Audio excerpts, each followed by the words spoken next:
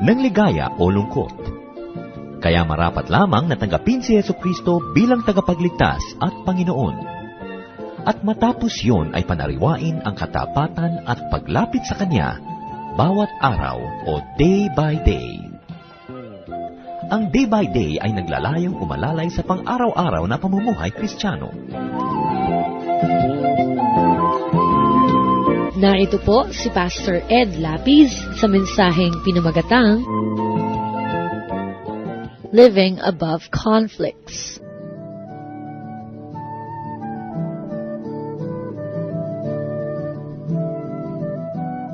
Marami pong conflict sa buhay, and conflict can take away our concentration. Conflicts can rob us of happiness, and especially conflicts can rob us of peace and fruitfulness. The Bible records the mother of all conflict, yung pong pinag-umpisahan ng maraming conflict. When God commanded Adam and Eve not to eat the forbidden fruit, but nevertheless they ate the fruit, at pagkatapos nagkaroon ng sisihan. Genesis chapter 3 verses 12 to 13. The man said, "The woman you put here with me, she gave me some fruit from the tree, and I ate it." Then the Lord God said to the woman, "What is this you have done?" The woman said, "The serpent deceived me, and I ate." So, matapos silang gumawa pareho ng mali, nung tinanong ng Panginoon si lalaki, "Ginawa mo ba?" Sabi niya, "Yung babae pong dinala niyo dito eh." So, hindi lang niya sinisisi yung babae, sinisisi rin niya ang Diyos. Na siyang nagsabi sa kanya na, "Eto ang babae at ibinibigay ko sa iyo." Sabi niya, kasi parang ang unsaid is, kung hindi niyo ba ako binigyan ng kasama dito, di wala sanang nag-tempt sa akin. So, nagkaroon ng conflict si Adam with God, and of course, Adam with Eve, kasi sinisisi niya rin yung Eve. At sabi ni Lord kay Eve, "Totoo ba, nagawa mo ito? Yan pong ahas. Siya ang nag-deceive sa akin." So, nagsisisihan at nag-umpisa ang mga interpersonal na mga gulo. Ang ating pong pag-aaral ngayon ay pagharap sa isa sa mga pinakamalaking problema sa araw-araw na buhay, living above conflict. Sapagkat marami mga conflict sa ating buhay. The root of all human conflict is simple. The root of all human conflict is only one, and it is conflict with God. Merong conflict ang mga tao dahil merong conflict ang mga tao sa ating Diyos. So, the root is conflict with God, therefore also conflict with God's Word, God's teachings, God's standards, God's law. God is the author of all morality. Kaya pag meron po tayong ginagawang immoral, wrong, unrighteous, we not only come into conflict with people who are directly affected by what we do, but actually we come into conflict with God, who is the author of all moral law.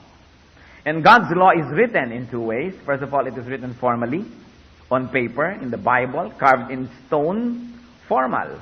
2 Timothy 3:16 to 17. All Scripture is God-breathed and is useful for teaching, rebuking, correcting, and training in righteousness, so that the man of God may be thoroughly equipped for every good work. So, nandun yung Bible nakasulat. Hindi ka na makakalusot, nadidinig mo, sinerecite ng iba, itinuturo. But the Bible also, or God's Word, is written informally. It is written in people's hearts. Walang excuse ang mga tao kahit sasabihin na hindi kami nakabasa ng Bible kahit kailan. O hindi ako nakakabasa lagi, o kulang ang aking pagbabasa. Because though the Bible or the Word of God is written formally, it is also written informally, and it is written in people's hearts. Romans chapter 2, verses 14 to 15. Indeed, when Gentiles who do not have the law, do by nature things required by the law, they are a law for themselves. And even though they do not have the law, since they show that the requirements of the law are written on their hearts, their consciences are also bearing witness, and their thoughts now accusing, now even defending them. So yun daw po mga tao na hindi nakabasa ng Biblia, walang excuse. Hindi mo pwedeng sabihin, hindi ko kasi nabasa Kasi isinulat naman ng Diyos ang kanyang batas sa puso ng mga tao. Kaya nagbabasa ka ng Biblia o hindi, alam mo na masama ang masama at alam mong mabuti ang mabuti. No person can feign ignorance of God's law, of God's morality, and of God's righteousness. Kaya mabuti po, halimbawa, hindi ako marunong mabasa ng Bible, hindi ko alam lahat ng sinasabi dyan, one primitive test, one very basic test, that we know God's law is the golden rule. Sabi po ng Luke 6:31, do to others as you would have them do to you. Kung ano ang gusto mong gawin sa ng kapwa mo, gawin mo sa kanila. So alam natin na gusto natin ang tao ay polite sa atin, tapos impolite tayo sa iba, we are already breaking God's law. Nakasulat naman sa ating puso. Gusto natin iginagalang tayo, tapos hindi tayo nanggagalang. Gusto natin hindi tayo dinadaya, tapos nandadaya tayo. Alam natin that we are breaking the very basic law of God. No one needs formal religion to know what is right and what is wrong. Kadalasan pa nga, mga sobrang religyoso, yun ang namamanhid sa right and wrong eh. Kasi akala nila, kung religious sila, marami silang ginagawang mali, tuloy naman ang religious life nila, parang nagmumukhang tama na rin yun. Kaya mas madalas pa, mas madaling turuan ng mga kabutihan ng Diyos, yung mga hindi religyoso. Kasi at least alam nila kung saan sila nakatayo. They know where they stand. But religious people who are callous to God's word, religious people who insist on doing what is wrong and run away with it, and even hold ministries or offices, these are the people who can be so terribly lost. And conflict arises from that God comes into conflict with people who break His law. Ano po ang nangyayari sa mga lawbreakers ng Diyos? People who break God's law, who offends God's righteousness, get into conflict first of all with God, obviously. When we break God's law, we come into conflict with God. Romans 2, verse 5. But because of your stubbornness and your unrepentant heart, you are storing up wrath against yourself for the day of God's wrath, when His righteous judgment is revealed. And verse 8, but for those who are self-seeking and who reject the truth and follow evil, there will be wrath and anger. So ang Diyos ang kalaban, nauuna ang conflict natin with God when we break God's law. But people who break God's law also come into conflict with people who obey God. So kung binrake ko ang mga law ng Panginoon, nakikikonflict ako sa Diyos, tapos nakikikonflict ako sa mga tao na maka-Diyos, na sumusunod sa Diyos at nasa panig ng Diyos. Natural, kakampi sila ng Diyos, kinalaban ko ang Diyos, kalaban ko rin sila. People who break God's law come into conflict with people who subscribe to God's law, and who are on God's side. 1 John 4:6, we are from God, and whoever knows God listens to us. But whoever is not from God does not listen to us. So nagkakaroon ng division. Either people are belonging to God or not belonging to God. And if you oppose God, you come into conflict not only with God, but also with people who are with God. But then again, it doesn't stop there. When you break God's law, you also come into conflicts with people who are also disobedient. Sabi nga nila, ang magnanakaw ay galit sa kapwa magnanakaw. So oras na hindi ko sinunod ang Diyos, nilabag kong kanyang kalooban, nagkakaroon ako ng conflict with God, with the godly people, at meron pa rin akong conflict with the ungodly. Kasi, kalaban ko rin sila. Pare-pareho kaming lumalaban din sa Diyos, but it doesn't mean na magkakakampi na kami. Because those who oppose God do not find unity among themselves. They also oppose each other. These fellow offenders can be breaking the same and different facets of God's moral law, but nevertheless, because of their disobedient and sinful heart, they will never be friendly with anybody else, even with their fellow offenders. So nako-complicate po ang conflict when we come into conflict with God. Conflicts arise from wrongdoing. So Proverbs 22 verse 8, he who sows wickedness reaps trouble, and the rod of his fury will be destroyed. So nagkakaroon ng mga conflict when people do wrong. Pag may conflict ang buhay nyo, natural merong nangyaring mali. Either ginawa ng iba, ginawa nyo, o pareho nyong ginawa. Wrongdoing leads to conflict. Conflicts also arise from selfishness. James 3:16, for where you have envy and selfish ambition, there you will find disorder and every evil practice. When people are selfish, you will find all kinds of evil deeds.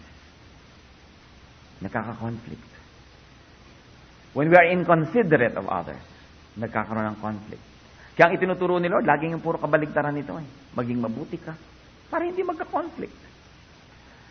Another fruit of conflict would be, or another root of conflict would be ignorance or misunderstanding.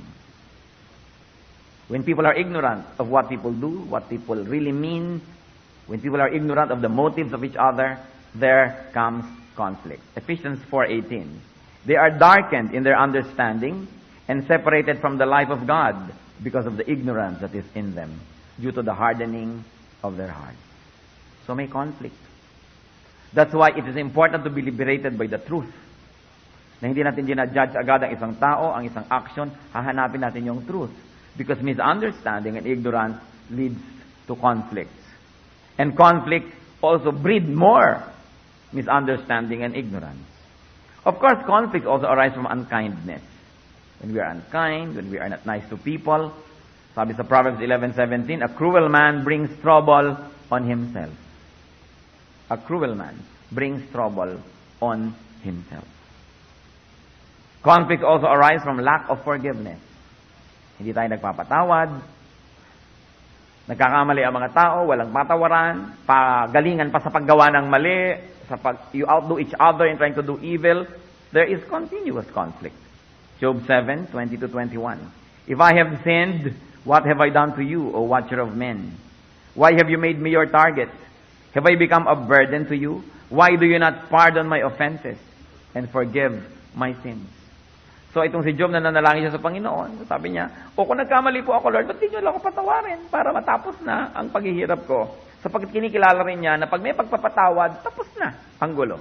But of course, medyo mali yung perception dito ni Job dahil hindi naman siya pinaparusahan ng Diyos eh. He was put on trial, not under punishment. But if there is forgiveness, conflicts end. Kaya po pag may mga conflict, maraming conflict, this is difficult to do. But what we should all strive to do is do not be deceived into hating fellow humans. Pag may kaaway ka, meron kang ka-conflict, huwag tayong padaya sa kaaway na mamuhi tayo sa tao. Kasi yung tao, kadalasan, minamanipulate lang yun ng evil spirit na pinapayagan naman niya na mag-manipulate ka sa kanya. Usually, when there's a fight between people or among people, it's really a fight in the spiritual level. The good that is in the good people, the bad that is in bad people are actually quarreling in a higher level of conflict. Therefore, sumusunod lang yung mga katawan natin, yung physical world sumusunod lang. All quarrels are really spiritual in nature. The fight is really against evil spirits. It's not much of a fight against fellow humans. Sometimes yung mga tao na to ay nai-influensya lang ng masasamang espiritu, kaya sila nagkakaganon. At kadalasan, when the evil spirits cannot attack you directly, they attack you from your family, from your sisters, from your brothers, from your mother, from your father, from your husband or son, kung hindi ka ma-attack directly. Kaya nakikita mo rin yung mga tao, sa biglang tingin, ay mukha rin sama-sama nila, pero may gumagawa ring espiritu behind them. Kaya lang pinapayagan nila na gamitin sila. O baka meron namang mangilan-ngilan talagang kaibigan nila, yung mga evil. Kaya sila ang nagagamit.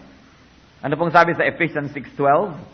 For our struggle is not against flesh and blood, but against the rulers, against the authorities, against the powers of this dark world, and against the spiritual forces of evil in the heavenly realms. So ang labanan hindi talaga physical, hindi mano-mano, spiritual. The struggle happening in the physical level is only a manifestation of a struggle happening in the spiritual level. Kaya dapat i-spiritualize natin yung mga event. I can see the hand of the devil at work here. Ginagamit ito, ginagamit yon. So mababawas-bawasan yung direct na pagkamuhi mo o pagkagalit mo sa tao. Dahil iniisip mo, nagagamit ito. Kaya lang responsible din yung tao. Bakit naman siya nagpapagamit? Merong masasamang espiritu na laging kumikilos. Lalong-lalo ikaw ay mabunga sa Panginoon, lalong-lalo effective ang iyong ministry, lalong-lalo nag-decide ka na magpapakabuti, susundin mo ang Diyos, guguluhin ka ng masasamang espiritu. At sino ang gagamitin? Yung mga supposedly malalapit sa iyo. Sino ba ang sumisira sa kapwa, di makaramihan yung malapit sa kanila? Kaya nga ang sinasabi nila, it's lonely at the top, leadership is lonely. Because leaders try to eliminate so many people who try to come close. Because these same people who can become sources of comfort can become channels of the devil para ka rin guluhin. Nangyayari yun. What are the bitter fruits of conflict? Pag may conflict ang buhay, ano ba yung mga mapapait na mga bunga nito? First of all, is falling out with God. When we come into conflict with people, we have come into conflict with God first. Sumunod na lang yung people. So falling out with God. Therefore, no blessing, just a curse. Pagka meron tayong falling out with God, ano ba yung kasunod nun? Discipline or punishment. Therefore, bitter pa rin. Conflicts also end up with falling out with people. Nawawala ang ating mga workmates, nawawala ang mga taong malapit sa atin, nawawala yung mga taong nakakapagpaganda sana ng mundo natin. Kasi may conflict, nawawala sila. Kaya mahirap po yung merong conflict. Even if your conflict is with the ungodly, it still is not worth unless talagang it's coming to you and you cannot help it. So ang mga bunga po talaga ng mga conflict, disunity. Kung ito sa pamilya nangyayari, kung ito nangyayari sa kumpanya, sa corporate setup, there's disunity when there's conflict. Then division. Siyempre, pag hindi nalutas, division. Then opposition. People fight. It ends up in fights. Then, of course, destruction. Nagtagumpay si Satan. Ang sabi ni Lord tungkol kay Satan, he comes only to steal, to kill, and to destroy.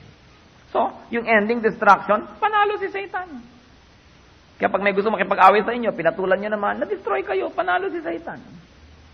Pag meron tayong gustong awayin, nasira nga natin siya, panalo si Satan. May sumisira sa atin, pinatulan natin, panalo pa rin si Satan. That's why we have to be very, very wise. Anong sinasabi sa Bible? Kailangan, be watchful. The devil is like a roaring lion seeking someone to devour. Naturally, conflicts bring discomfort into our life. Yung dati, pag nakikita mo siya, pleasant. Ngayon, pag nakikita mo, unpleasant na, it's very uncomfortable. Then, irritation. Difficulty. Conflicts bring frustration. Because sometimes may ginagawa ka, sinisira ng iba, dahil lang may conflict kayo. And it brings failure to many people. Inevitably, everybody who goes into conflict ends up with some form of pain. Merong pain. Lahat nasasaktan. Let's take a look at uprooting conflict from our lives. Paano ba yung binubunot? Paano ba natin i-address? Merong isang kasaysayan, minsan tinatawag nilang the story of the prodigal son. And it tells us about conflict. Conflict between father and son and another son, or between brothers. Luke 15:11 to 24. There was a man who had 2 sons. The younger one said to his father, "Father, give me my share of the estate." So he divided his property between them. Not long after that, the younger son got together all he had, set off for a distant country, and there squandered his wealth in wild living.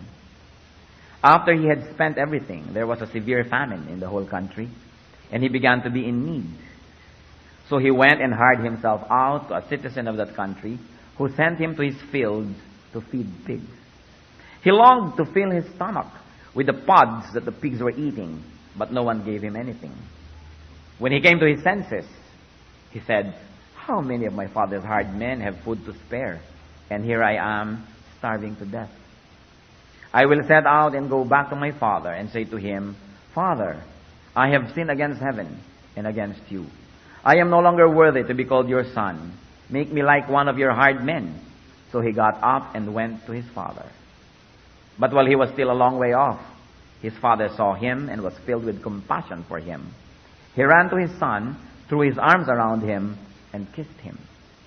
The son said to him, 'Father, I have sinned against heaven and against you. I am no longer worthy to be called your son.' But the father said to his servants, 'Quick, bring the best robe and put it on him. Put a ring on his finger and sandals on his feet. Bring the fattened calf and kill it. Let's have a feast and celebrate. For this son of mine was dead and is alive again. He was lost and is found.' So they began to celebrate." Isa pong kasaysayan na familiar tayo. May 2 magkapatid. Yung isa doon ay sinabi sa kanyang magulang, "Hatiin niya na po ang kayamanan at ibigay na sa akin ang mana ko." Buhay na buhay pa yung magulang. At matapos ibigay sa kanya yon, siya ay nagpakalayo-layo, nilustay niya sa isang pamumuhay na puro sarap ang inasikaso, at kanyang itinapon ang mga matagal na inipon ng kanyang magulang na kanyang namana. At nung naubos na yon, pati yung bayan na pinuntahan niya ay dinalaw ng dilubyo. Dala-dala niya ang dilubyo kasama niya. So nagkaroon ng taggutom sa bayan na yon. Namasukan na lamang siya na tagapagpakain ng mga baboy, at dahil kulang ang pagkain, kahit para sa mga tao, ay siya'y inggit na inggit sa mga baboy at pinagnanasaan niya yung kinakain ng mga baboy na sana man lang ay makain niya. At doon sa ganung kalagayan, ay dumating ang kaliwanagan sa kanyang isip, sapagkat siya nag-isip-isip. At sabi niya, mabuti pa yung mga katulong sa bahay ng aking ama. Kumakain sila ng mabuti, di gaya ko. So, katulong na rin lang ako dito, uuwi na lang ako sa bahay, at sasabihin ko sa tatay ko, kunin na lang ako bilang katulong. Makakain man lang ako. Kahit dito nga, katulong na ako, hindi pa ako nakakakain, mabuti pa dun sa bahay ng tatay ko. At dahil nakuha ko na lahat ng mana ko, hindi na ako aasang itatrato pa niya na parang anak. Katulong na lang, mabuti na rin ang mangyayari sa akin kesa ganito. So siya'y tumayo, naglakad, umuwi. At ano pong ginawa ng kanyang ama? Nakita siya, malayo pa lang, sinalubong siya, hindi siya inantay makarating sa pintuan, sinalubong, binigyan ng balabal, which is also really a status symbol. Binigyan ng singsing, sandals, at ipinagpiesta pa ang kanyang pagbabalik. Ano po ang makikita natin dyan? Na mga hakbang towards the resolution of conflict. Maaring conflict with God, conflict with fellow men, conflict within ourselves. First of all, people who will find resolution for conflicts go through God-led reflection. Kailangan po merong reflection o pagbubulay-bulay. Importante yan. That's how resolution came about. There was reflection. Nag-isip. Kailangan kung tayo lagi na lang nagkaka-conflict, mag-isip. And then there was realization or kaliwanagan. Naliwanagan ang kanyang nadidimlang isip. Nakita niya ang kanyang kamalian. Ang hindi niya nakita yung kamalian ng kapwa, ang nakita niya yung kanyang kamalian. And then there was repentance. Pagbabagong loob, paghuhunos dili. Siya ay nagbalik loob sa Diyos. Pinagsisihan ang kanyang kamalian. Sabi niya, I have sinned against heaven and against my Father. So alam niya na hindi lang siya nagkasala sa kanyang ama as fellow human being, nagkasala siya sa Diyos. And there was resolution. Pagpapasya. Nakita niya ang kanyang kalagayan, napagtanto niya ang kanyang kamalian, nagsisi siya, at nagpasya siya na mayroong gawin tungkol sa kanyang realization, and what he did was to return. Bumalik. Meron siyang pagbabalik loob at literal pagbabalik talaga. Bumalik siya sa kanyang ama. Alam niyo yung lalayas-layas kayo pagkatapos ang yabang-yabang niyong umalis, hindi naman madaling bumalik. Pero bumalik siya. Nagpakababang loob at bumalik. At dahil ginawa niya yung reflection, realization, repentance, resolution, and return, what followed was restoration. Ang pagbabalik sa sarili, ang pagbabagong buhay, yung pagbalik sa tama at sa maganda. Hindi man siya karapat-dapat, binalabalan siya ng kanyang ama, sinuotan siya ng singsing, ng sandalyas, at pagkatapos, dahil nangyari yon, nagkaroon ng rejoicing, pagdiriwang, pagsasaya.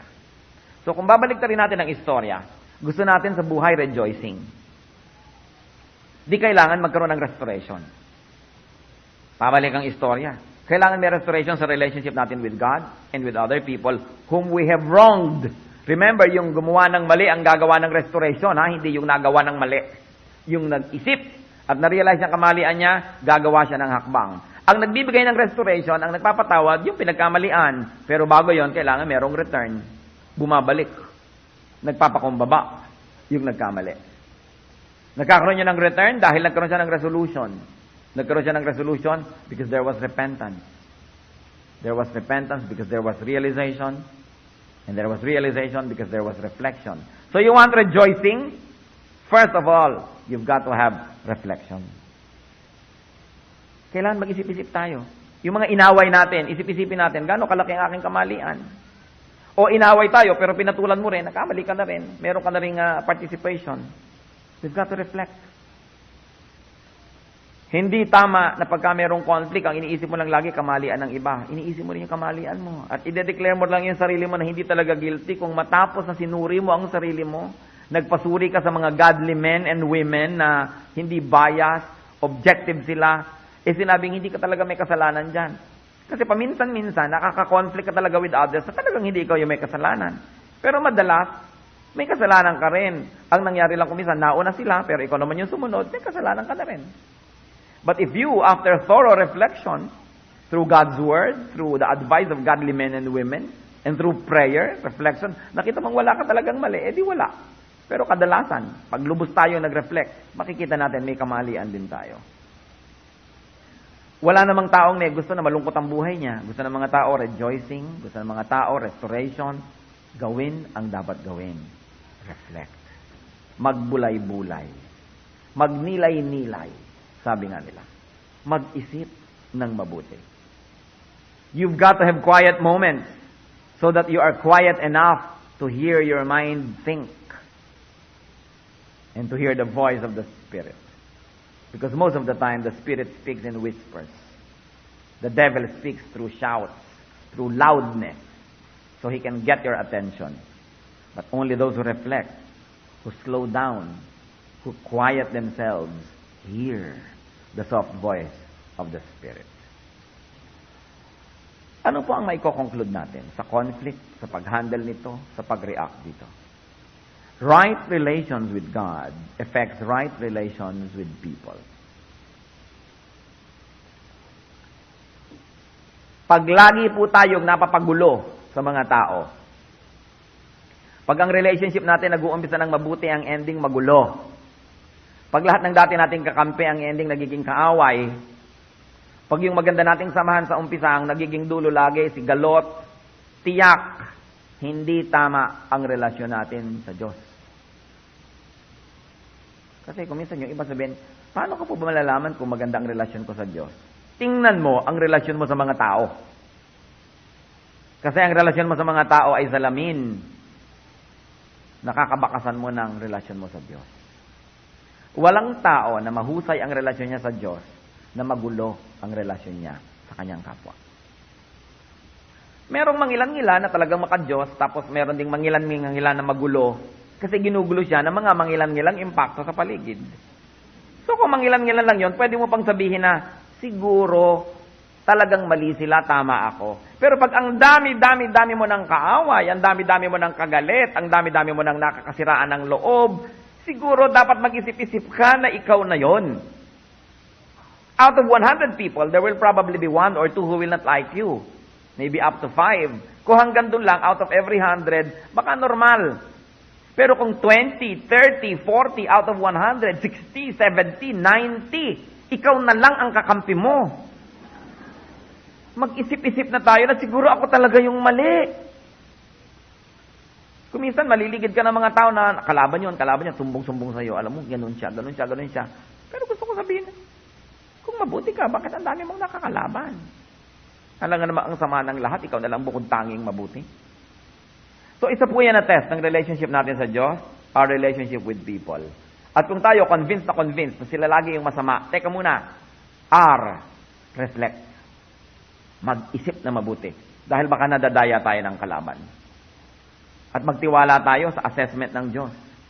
Sa assessment ng mga maka-Diyos na tao na nakapaligid sa atin. Proverbs chapter 3, verses 5 to 6. Trust in the Lord with all your heart. And lean not on your own understanding. Yun ang importante doon na verse dyan. Huwag lang tayong umasa sa sarili nating pamantayan, sa sarili nating iniisip, sa sarili nating mga karunungan. Sabi, do not lean on your own understanding. Huwag mong i-judge lahat ng taong hindi mo kasundo na mali. Dahil sabi ng understanding mo, mali sila at tama ka. Huwag ka magtiwala dun. Ang pagtiwalaan natin yung bunga, sapagkat sabi, ang mabuting puno ay hindi nagbubunga ng masamang bunga. Ngayon, masama ang bunga ng lahat ng pakikitungo mo sa mga tao. Siguro masama ang puno. Bakit mo ipagpipilitan sa akin na maganda ang iyong puno, ang pangit na yung mga bunga? Kaya kailangan reflection. Nothing can be changed unless you face it first. So, kailangan harapin ang katotohanan tungkol sa atin. At kung tayo maka-Diyos, natutuwa sa atin ang Diyos, dapat payapa ang buhay natin kung may nangguguluman. Yun nga, out of 100, 2, 3 lang. Employer ka halimbawa, buwan-buwan na lang, nagpapalit ka ng empleyado, wala nang matira. Kung may kaisa-isang natitira, ang daming nawawala, alam nga namang mali lahat yun, mag-isip-isip ka rin. May kaibigan ka, lagi na lang kayo nagkakagalit, ang ending mo, wala kang kaibigan. Magkakaroon ka uli ng kaibigan pag nasa ibang lugar ka na hindi ka bistado. Tapos may kaibigan ka uling bago, mamaya magkakasira na naman kayo, mag-isip-isip naman. When a man's ways are pleasing to the Lord, He makes even his enemies live at peace with Him. So, unahin po natin ang Diyos. Yung pakikitungo natin sa Diyos at malalagay lahat sa tama ang pakikitungo natin sa iba. Knowledge of God and obedience to God's Word affect a harmonious, fruitful life. So Joshua 1:8, do not let this book of the law depart from your mouth. Meditate on it day and night, so that you may be careful to do everything written in it. Then you will be prosperous and successful. So huwag ilayo ang kabutihan ng Diyos sa ating puso. At ang ginagawa natin, magiging prosperous and successful. Ano po ba yung requirement bago ka maging prosperous and successful? Dapat merong peace. Dapat peaceful ang iyong buhay. Dapat yung conflict nawawala. Kung sa kabila po ng ating assessment,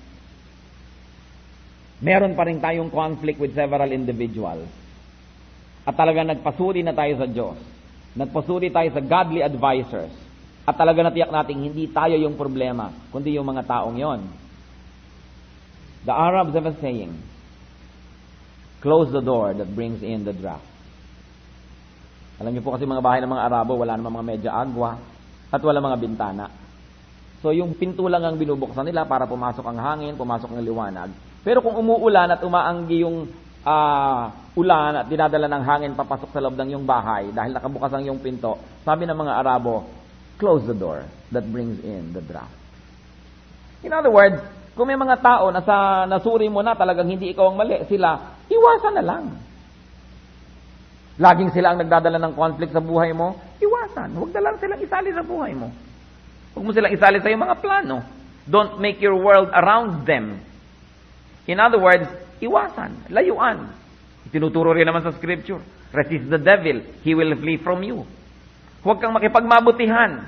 Putulin ng mga relasyon. At nang sa ganon, mawala yung conflict.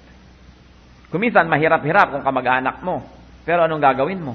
Makikipag-close ka lagi sa kamag-anak mo. Gulo rin naman at gulo ang ending. Lumayo na lang. Kahit malapit siya, physically, ilayo mo na lang yung loob. Para hindi ka laging nagugulo. Kaya po sa mga nanggugulo, to the offender, ano po ang sasabihin ng scripture sa atin? Stop. Lagi ba kayo nanggugulo? Laging lumilikha ng mga alingas-ngas, mga chismis, mga bali-balita? Stop. And to the offended, avoid. Avoid the source of conflict. Pati nga yung mga misyonero, ang bilin sa Bible, pag hindi kayo pinakinggan sa isang bayan, hindi umalis kayo. Ipagpag nyo ang inyong paa, iwan yung alikabok nun, at pumunta kayo kung saan kayo tinatanggap. Huwag nyo ipagsiksikan ang inyong sarili doon sa ayaw sa inyo. And of course, a nobler kind of attitude is to forgive. To forgive people. But forgiveness doesn't mean finargive kita, papayagan na uli kita na gawin lahat ang destruction na ginagawa mo sa aking buhay. Pwedeng sabihin natin, I forgive you, hindi na kita sisingilin sa mga utang mo sa akin. I forgive you, hindi na kita pahihirapan at parurusahan sa ginawa mo sa akin. Pero, hindi na naman kita siguro bibigyan dapat ng complete access to my life para guluhin mo uli. In other words, sige na, alis na lahat ng mga negative, zero reading na tayo uli, pero huwag ka na lang umasa na makikiklose na naman ako sa'yo. Kasi para maulit na naman. Will you allow the same serpent sting you twice? Kaya importante po na maging wise. Sabi, be innocent as doves, but be wise as serpents. A forgiving person is above and beyond conflict. Kung meron po talaga mga imposibleng tao, hindi tablan ng reasoning, hindi tablan ng kahihiyan, ang atin na lang pong defense laban sa kanila is to forgive them. Because when you forgive them, they don't hurt you anymore. Kasi makikipagtalo ka, hindi ka naman manalo at ayaw makinig. Makikipaglaban ka, hindi naman matatapos kasi lalaban lang ng lalaban, i-forgive mo na lang. Natapos ang kwento. Para pong ganito, merong may utang sa'yo, ayaw magbayad, sinisigil mo, ayaw magbayad, ikaw pa yung inaaway, edi patawarin mo na lang nang matapos. So, edi lugi naman ho ako, nagpautang na ako eh. Pero nagpautang ka. Tapos hindi ka binabayaran, habol ka ng habol. Di ba dobleng beses ka nalugi? Nung una yung nagpautang ka, at pangalawa nung nagpapagod ka magsingil, di ka naman makasingil. So kung nalugi tayo, minsan na lang yung nagpautang ka, tapos tinigilan mo na, pinatawad mo na, edi hindi ka na nalugi nung pangalawa na naghahabol ka. Mahirap magpatawad. Totoo. Pero lalong mahirap di magpatawad. Pareho lang namang mahirap. Yung isa, nasa panig ka pa ng Diyos. Bida ka pa. Nagpatawad ka. Siguro yun na lang ipanalangin natin, magpatawad. Maraming mga utang ang tao, hindi na natin masisingil pa. Kasi una, tapos na. Pangalawa, baka naman wala silang kakayahan magbayad. At pangatlo, marami pang utang, hindi pwedeng bayaran. Mabuti nga yung utang na pera, pwedeng bayaran pag may pera na. Mabuti nga yung utang na electric pa na hiniram, ibalik ang electric pa, nabayaran na. Pero maraming utang ang kapwa sa atin, na minsan kang nautangan, mabaligtad man ang mundo, di ka makasisingil. Anong dapat natin gawin doon? Ipatawad na lang, ipasa Diyos, nang pumayapa ang ating buhay. At kung gusto pa nating lalong maging kaakit-akit ang ating espiritu sa Diyos, love, try. Because love covers many errors.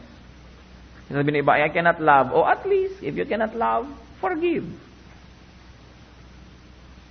Pwede tayong pumili ng dalawa. Forgive lang without the love o forgive with the love. Pareho namang tama. Mas maganda yung isa. Pero kung hindi mo magawa ngayon, di wag. But at least forgive. Sabi nga sa 1 Peter 4:8, above all, love each other deeply because love covers over a multitude of sins.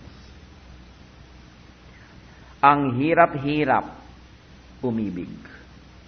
Lalo sa hindi ka ibig-ibig. Agree po ba kayo? Amen. Pero mas mahirap masuklam. Nakakapagod magmahal, pero mas nakakapagod magalit.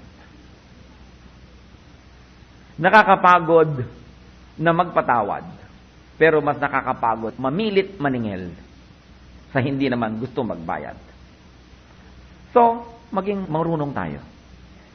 Dahil gawin na lang kung ano yung higit lalong mabuti. Ano po ba ang mga conflicts ng buhay natin? Conflict sa office mate. Wala namang kwenta yun kasi pag wala ka na sa office, wala na rin siya. So, may mga conflict na mas mahirap, like conflict sa asawa. Diba? Hindi kayo magkasundo. Gustong-gusto mo, loving siya, romantic, manhid. Pasensya kayo. Pinakasalan nyo yan Diba? Kaya nga dapat nag-iisip ka bago ka nagpapakasal. Because marriage is acceptance. Ano ngayon at matapos mong tanggap-tanggapin, ayaw mo na sa kanya dahil nabibigo ka. Ano ba yun? Bigay bawi. Parang kaning isusubo. Iluluwa pag napasok. Maraming mga tao siguro ang parusa sa kanila ng Milky Way, binigyan sila ng asawa na nakaka-frustrate. Kasi ang alam ko, sabi ng matatanda, although this is a biblical truth, pag daw mabuti kang anak, binibigyan ka ng magaling na asawa. At maraming totoo. So titingnan natin, mabuti ba akong anak? Ang buti ko, sabi mo. Bakit ganyan? Diba? Dapat tinitingnan po natin Makadiyos ako. Kung makadiyos ka, bakit ang gulo-gulo ng buhay mo? Makadiyos ako, makitungang, mabait ako. Mabait ka pala, bakit lahat nagagalit sa'yo? Dapat gumising ka, maruha. Yung yugyugin mo ang iyong sarili. Bakit ba ako naniniwala na tama ako, mabuti ako? Bakit ang ending, ang dami-dami kong kaaway? Pinakamalaking takip sa buong mundo. Ano po bang size ng pinakamalaking takip sa buong mundo? Takip ng katotohanan? Akala nyo isang bundok, isang building? No. Maliit na takip lang, takpan lang ang inyong mata. Wala na kayong nakikita. At ano yung maliit na yon? Yung ating self-delusions. Yung mga kasinungalingan tungkol sa ating sarili na pinag-aralan na nating tanggapin at ngayon gustong-gusto na nating tanggapin. At ano yon? Na tayo'y laging tama. Na tayo'y laging mabuti, at ang lahat ng ating kaaway, yun ang devil incarnate. Ano kayo? Anghel na bumaba sa lupa. Diba? Premyo ng Diyos sa buong sangkatauhan. Ganun ba kayo? Are you God's reward and gift wherever you go? That you brighten up a room when you get in? Ganun ba yung illusions natin tungkol sa ating sarili? Pag may conflict, as I said, most of the time, may kasalanan tayo. So magbilang-bilang kayo, out of 100 people, lumampas na sa 2 o 3 yung ka-conflict nyo, tumigil kayong maniwala na lagi kayong tama. Mag-isip. Tayo manalangin, at gusto ko manalangin tayo ng mataimtim. Ilapit natin ang ating mga sarili. Huwag nyo munang ilapit yung iba ng mga kalaban nyo na sila'y makaisip, maging tama ang pag-iisip nila. Ang isipin natin sarili natin. Ano bang pwedeng mali sa akin? Pag marami ako lagi nakakaaway, siguro naman ako na itong may kasalanan. Manalangin tayo ng mataimtim. Panginoong Diyos. Kayo na Diyos ng katotohanan. Kayo na Diyos ng liwanag. Kayo na Diyos ng kabutihan. Tulungan niyo po kami makita ang aming sarili. Tulungan niyo po kami makita ang totoo tungkol sa amin. Tulungan niyo po kami makita ang mga kapintasan, kamalian namin. Palayain niyo po, Panginoon, ang mga tao na dinadaya ng masasamang espiritu. Na matapos silang patuloy na gumawa ng mga kamalian, maniwala pang sila yung mabuti. Lord, let your truth liberate us. Teach us. At sa mga kapatiran at mga nakikinig ng mensahe mo, Panginoon, na may mga conflicts with people, ipakituro nyo nga po sa amin kung anong pananagutan namin sa conflict na yon. Kung gaano kalaki ang aming kamalian. At liban na lang na ang inyong katotohanan ang tunay na magsabi sa amin na totoo ang hindi kami yung may mali. Na paminsan-minsan lang naman nangyayari ito at kadalasan may kamalian din kami. Kung dumating ang ganito mga pagkakataon, ituturo mo sa amin, Panginoon, ang pinakatamang attitude. Magpatawad o umiwas sa mga nagiging kaguluhan sa aming buhay. Give us wisdom. Lahat po kami, Lord, ang aming inaasam, mapayapang buhay. Tahimik na pamumuhay. Ipakita nyo nga sa amin kung gaano kalaki yung participation namin sa panggugulo namin ng sarili naming buhay. Kadalasan hindi namin to alam. So we prayed, Lord, at the beginning, and we pray again. Please unmask the work of the devil. Expose to us, O Lord, by your truth, all the deceptions of the evil one. At nawa, Panginoon, yung inyong kabutihan maganap sa aming buhay. Mga conflicts, magkaroon ng kapayapaan. At nasa ganun, Father, we will have the joy, and we can be productive, and we can enjoy your presence. We can reflect your glory, and we can enjoy your peace. Mangusap po kayo sa amin. Patuloy tayong manalangin ng matahimik. Sariwain natin ang mga conflicts na sinuot natin sa buhay at hilingin natin sa Panginoon ipakita ang ating mga pananagutan. Hindi na para ipakita pa yung paano natin sisisihin ang kapwa. Makita natin kung ano ang participation natin sa mga conflict na yun. And ask the Lord. Remember, it all began with reflection. There's got to be reflection. Realization. There's got to be repentance. A resolution. There's got to be an effort to return. Then there will be restoration and rejoicing. No problem is too difficult for God. There are people we have to be restored with. And probably there are a few that we simply have to avoid. Ask the Lord for wisdom what to do. Be with the Lord for a while.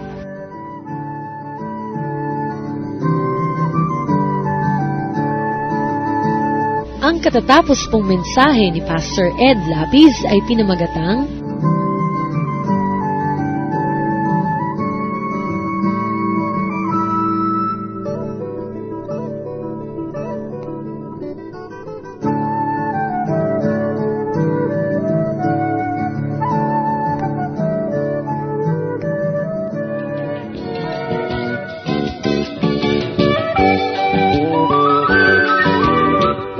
Oras na po para pansamantalang magpaalam ang programang Day by Day. Tayo po'y magsama-sama mula Lunes hanggang Biyernes. Magandang gabi po at mabuhay ang Panginoong Hesus.